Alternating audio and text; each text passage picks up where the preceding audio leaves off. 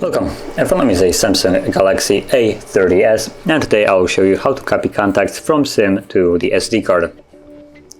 So to get started, you want to open up your Contacts app, so this one right here. And from the contacts, let's tap on the sidebar right here, and where's the Manage Contacts. And once you tap on it, you will see Import Export Contacts, so choose that. And we are interested in importing them, so choose on import, then where you want to import it from, so we're choosing SIM card.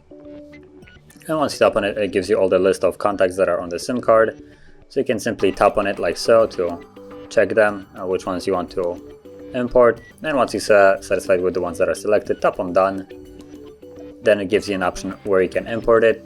So right here I have only one option, to the phone.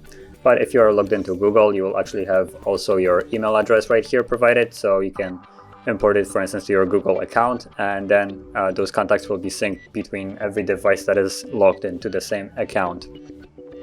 But I'm gonna choose the only option that I have right now, so phone, and tap on import, and that's about it. The contacts have been imported.